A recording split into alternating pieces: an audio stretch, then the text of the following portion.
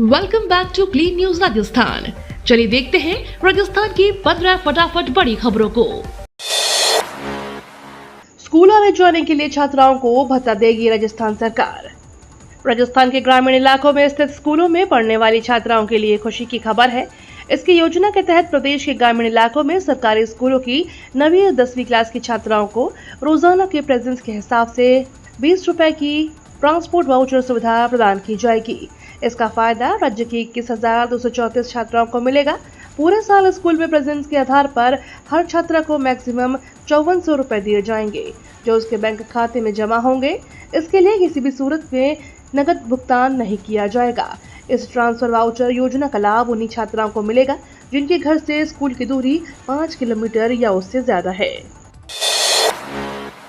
राज्यपाल का अभिभाषण नहीं होने पर विपक्ष का हंगामा।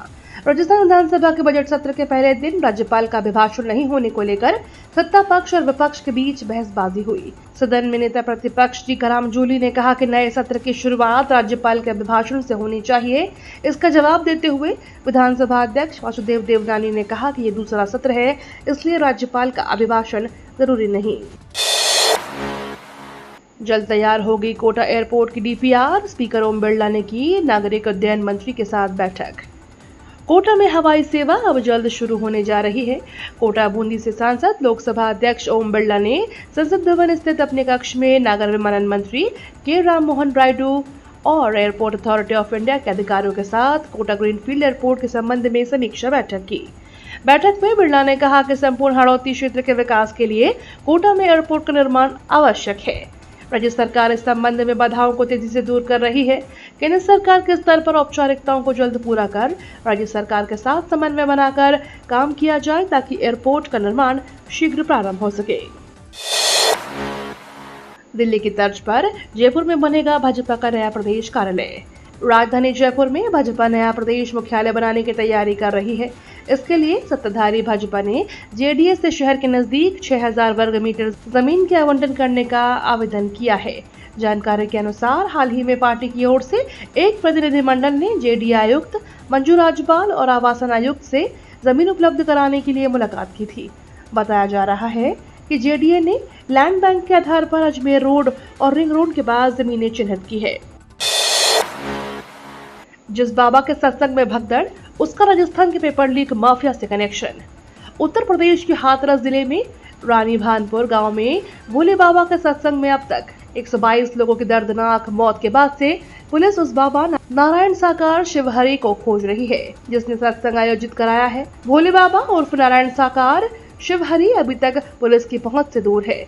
इधर भोले बाबा का राजस्थान कनेक्शन सामने आया है। राजस्थान में पेपर लीक माफिया हर्षवर्धन पटवारी से बाबा के कनेक्शन है। राहुल गांधी की शादी के लिए बीजेपी कार्यकर्ताओं ने करवाई मेंढक मेंढकी की शादी।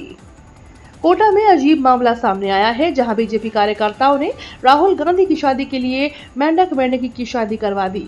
आपको बता दें, संसद में हिंदू धर्म पर राहुल गांधी ने जिस तरीके से बयान दिया, उसके बाद से बीजेपी की तरफ से जमकर विरोध हो रहा है।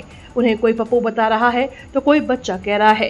बीजेपी के कार्यकर्ता कह रहे हैं कि अब तक उनकी शादी नहीं हुई, इसलिए उनकी दिमागी हालत खराब हो रही है। अब आलम तो यह हुआ कि कोटा में उनकी शादी के लिए ही हवन कराया जा रहा है। इन लोगों का कहना है कि अगर जल्द से जल्द राहुल की शादी नहीं हुई तो उनका दिमाग यूं ही खराब होता चला जाएगा। राजस्थान सरकार का बड़ा फैसला, टीचर्स और कर्मचारियों की डेपुटेशन रद्द।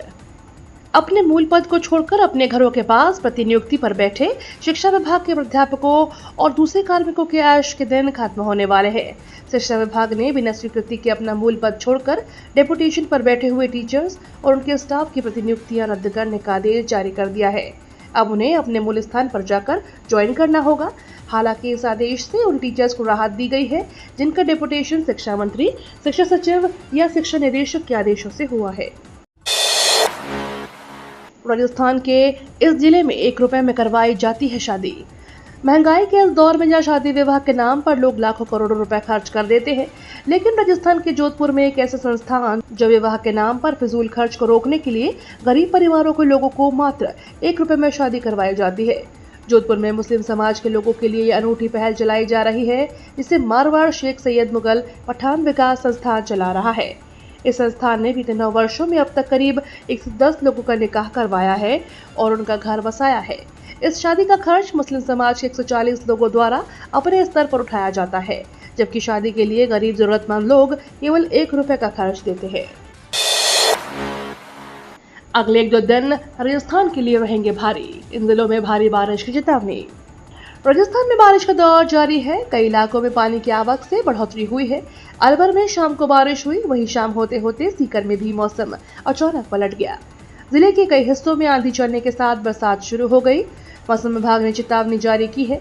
आगामी आज और कल को जोधपुर, जैसलमेर, बाड़मेर, जालोर को छोड़कर शेष सभी जिलों के लिए येलो अलर्ट जारी हुआ है, जबकि 6 जुलाई को जोधपुर, जैसलमेर, बाड़मेर, पाली और जालोर को छोड़कर शेष सभी जिलों के लिए येलो अलर्ट है।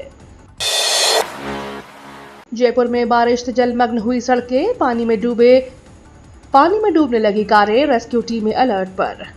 जयपुर में बुधवार देर शाम तेज हवा के साथ जमकर बारिश हुई। शहर के राजा पार्क, चांदपोल, टोंक रोड, मुरलीपुरा सहित कई इलाकों में बारिश के चलते जल भराव हो गया।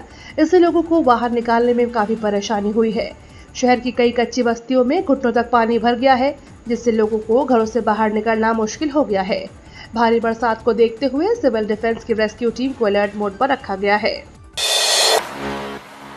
कुत्ते पर राहुल गांधी का नाम लिख विधानसभा पहुंच गए बीजेपी विधायक। कांग्रेस नेता राहुल गांधी द्वारा हिंदुओं पर दिए गए बयान का विरोध संसद से लेकर राजस्थान विधानसभा तक हो रहा है। इस बीच बुधवार को राजस्थान विधानसभा में एक अनोखा दृश्य देखने को मिला। सत्र की शुरुआत से ही बीजेपी विधायक जितेंद्र गोठवाल ने अनोखे तरीके से राहुल गांधी के बयान का विरोध किया। खंडार विधानसभा क्षेत्र से बीजेपी विधायक अपने कुर्ते पर राहुल गांधी के बयान का उल्लेख कर सीधे विधानसभा के पटल पर पहुंचे, जिससे कांग्रेस के नेता भी हैरान रह गए।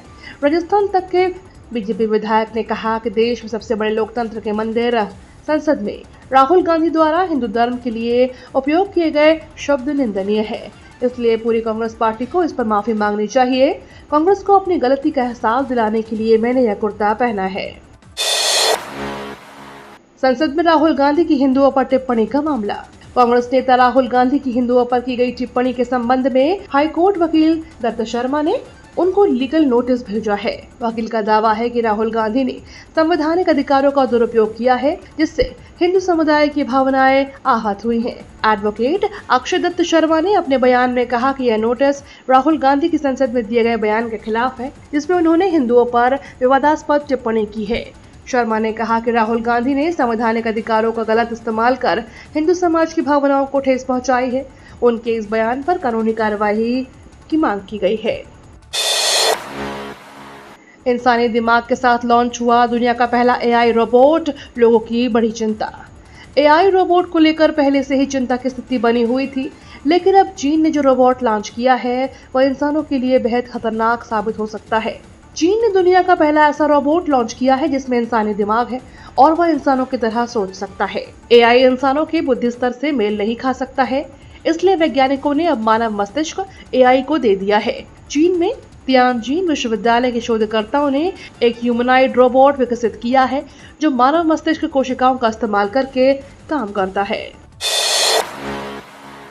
विश्व विजेता टीम सुबह 6 बजे पहुंचेगी दिल्ली, पीएम से करेंगे मुलाकात।